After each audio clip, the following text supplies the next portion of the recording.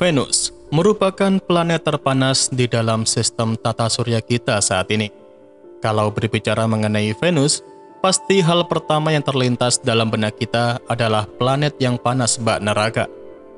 Tapi meskipun begitu, buat yang belum tahu, Venus ini dari dulu sebenarnya juga sering dipelajari oleh para ilmuwan. Bahkan sudah ada wahana yang turun secara langsung ke permukaan Venus. Nah, mengenai upaya penelitian itulah yang akan kita bahas pada kesempatan kali ini. Dan seperti biasa, daripada Anda semua penasaran mengenai pembahasan kali ini, mari kita bahas bersama.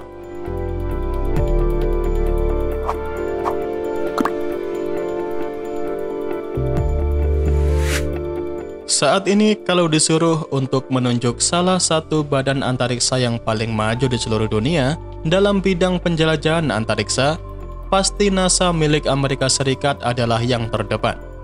Tapi buat yang belum tahu, sebenarnya Rusia atau pada zaman dulu masih jadi satu sebagai negara Uni Soviet pernah menjadi yang terdepan dalam hal antariksa. Bahkan pada akhir tahun 1950-an, program luar angkasa milik Uni Soviet mengalami peningkatan yang signifikan. Karena pada saat itu, keberhasilan dari berbagai misi penting dalam bidang antariksa hampir terjadi setiap tahunnya. Dengan berbagai prestasi yang luar biasa itu, Uni Soviet pada waktu itu langsung membuat kembali sebuah proyek misi yang lebih menakjubkan lagi, yaitu mengatur misi untuk menjelajahi planet lain yang ada di dalam sistem tata surya kita saat ini.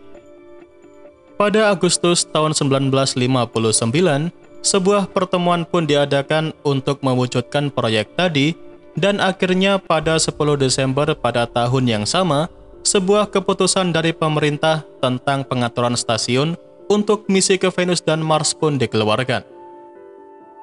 Kemudian, pada akhir tahun 1960, tim antariksa dari Uni Soviet akhirnya memutuskan kalau misi penjelajahan pertama yang akan mereka jalankan adalah penerbangan ke Venus yang akan meluncurkan wahana bernama Venera. Namun karena banyaknya kekurangan informasi mengenai keadaan sebenarnya dari Venus, pada saat itu para ilmuwan dari Uni Soviet dan berbagai negara lainnya sangat percaya bahwa Venus memiliki atmosfer yang mirip dengan bumi, bahkan kehidupan di dalamnya. Dengan perkiraan itu, para ilmuwan yang tergabung dalam misi Venera tidak terlalu memperhitungkan hal tersebut. Bahkan dalam skema pengujian yang ditetapkan pada waktu itu, pihak Uni Soviet tetap menggunakan skema yang sama dengan yang digunakan dalam penerbangan mengitari bulan dan akan menurunkan wahana robot penjelajah antariksa ke permukaan Venus dengan menggunakan parasut. Ya, tentu saja dapat ditebak endingnya. Keadaan dalam Venus tidak seperti yang diperkirakan pada waktu itu. Itulah mengapa robot penjelajah antariksa Venera 1 yang diperkirakan dapat langsung mendarat pada permukaan Venus langsung mengalami kegagalan komunikasi yang membuat misi Venera tidak dapat memperbaiki jalur penerbangannya. Tapi, meskipun pada saat itu gagal, pencapaian pihak Uni Soviet pada waktu itu tetap merupakan sesuatu yang luar biasa karena memang pada waktu itu belum pernah ada wahana antariksa yang pernah terbang begitu dekat dengan Venus sebelumnya. Singkatnya, selama 1 dekade, berbagai peluncuran generasi wahana Venera ke Venus menjumpai serangkaian kegagalan dalam menaklukkan Venus. Berbagai kegagalan itu terjadi karena pada waktu itu para ilmuwan di seluruh dunia masih buta mengenai keadaan sebenarnya di Venus yang menjadi penyebab utama berbagai generasi wahana antariksa Venera tidak memiliki peluang sedikit pun untuk dapat mencapai permukaan Venus. Dari mulai wahana Venera 1 sampai 6 dan seterusnya, semua terkoyak habis oleh tekanan ekstrim dari atmosfer Venus sampai beberapa misi yang gagal, bahkan ada yang tidak diungkap secara publik. Meskipun begitu, data yang berhasil dikirimkan kembali oleh wahana antariksa kembali ke bumi tetap memberikan informasi yang akurat tentang komposisi atmosfer, suhu, dan tekanannya. Misalnya, seperti pengetahuan baru mengenai atmosfer Venus yang mengandung 90% karbon dioksida dan memiliki tekanan serta suhu yang sangat-sangat tinggi. Penelitian pun terus dilakukan dengan berbekal semua pengetahuan baru yang berhasil didapat oleh kegagalan generasi wahana Venera sebelumnya. Setelah melalui berbagai penelitian serta memperhitungkan semua masukan-masukan baru, para insinyur dalam misi Venera pun memutuskan untuk berhati-hati dan mengembangkan sebuah wahana baru yang mampu menahan tekanan sekitar 180 atmosfer dan suhu sekitar 540 derajat Celcius selama 90 menit lamanya. Dalam pembangunan generasi terbaru, wahana Venera dibuat dari titanium yang dapat meningkatkan kekuatan dan juga bobotnya. Selain itu, jumlah instrumen ilmiah yang dibawa pun dikurangi, sehingga kemampuan dari wahana ini pun juga lebih sederhana dari sebelumnya, seperti dapat mengukur suhu dan tekanan di permukaan, menganalisis jenis permukaan, dan mengukur percepatan maksimum melalui bagian pengeremannya. Kemudian pada tanggal 17 Agustus tahun 1970, Venera 7 yang sebenarnya merupakan Venera 17 pun diluncurkan. Dan disinilah akhirnya kerja keras dari para ilmuwan pun terbayarkan. Pada misi Venera ke-7 ini pun, akhirnya wahana itu berhasil mencapai Venus dan melakukan pendaratan pertama di Venus pada 15 Desember di tahun yang sama. Pada waktu itu, setelah mencapai Venus dan memasuki atmosfernya, parasut yang dipersiapkan meledak dan menyebabkan wahana antariksa itu turun lebih cepat dari yang seharusnya.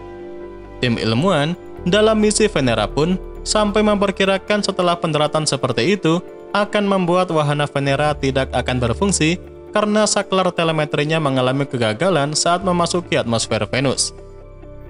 Namun, tidak seperti yang dibayangkan oleh para ilmuwan, karena setelah pendaratan, ternyata sudah dilakukan analisis yang menunjukkan bahwa selama 23 menit setelah mendarat, wahana itu telah mentransmisikan data langsung dari permukaan Venus. Nah, dengan pencapaian itu, pendaratan tersebut pada waktu itu seolah-olah menjadi seperti sebuah keajaiban, karena sepanjang misi, kemungkinan terjadinya kesalahan dari wahana tersebut memang sangat-sangat besar. Kemudian setelah keberhasilan wahana Venera 7, generasi baru pesawat ruang angkasa pun kembali meluncur ke Venus. Pengiriman generasi terbaru pesawat tersebut tentu memungkinkan Uni Soviet untuk mengamankan kepemimpinannya dalam eksplorasi Venus dan menjadi negara pertama yang mendapatkan gambar pertama dari permukaannya. Nah, seperti foto yang kalian lihat ini, merupakan foto asli permukaan pertama yang berhasil dipotret dari permukaan Venus, sekaligus menjadi foto pertama yang diambil dari planet lain. Jadi, dalam misi penjelajahan Venus menggunakan wahana Venera, Uni Soviet secara total sudah meluncurkan 27 wahana antariksa ke planet Venus. Nah, terakhir, sebagai penutup pada rangkuman misi penjelajahan Venera milik Uni Soviet ini, maka akan kami tampilkan beberapa panorama asli dari semua generasi wahana Venera yang berhasil mendarat di Venus. Dan semoga bisa memberikan kalian semua sebuah pemandangan baru mengenai Venus yang lebih dekat lagi. Mari kita simak bersama-sama.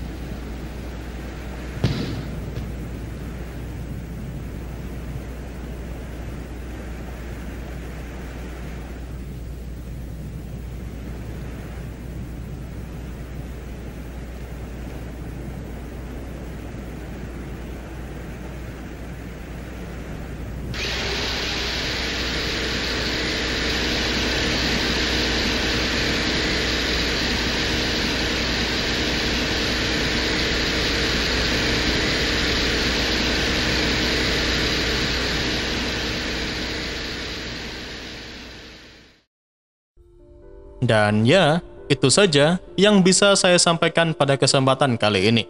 Seperti biasa, semoga dapat memberikan pengetahuan baru seputar dunia astronomi sekaligus hiburan untuk Anda semua. Jangan lupa ke depannya, masih akan ada banyak lagi pembahasan menarik seputar dunia astronomi yang akan saya sampaikan. Dan tentunya, bakal sayang banget untuk Anda lewatkan. So, tetap stay tune terus ya bersama kami, Nasi Angkasa, Media Astronomi Indonesia.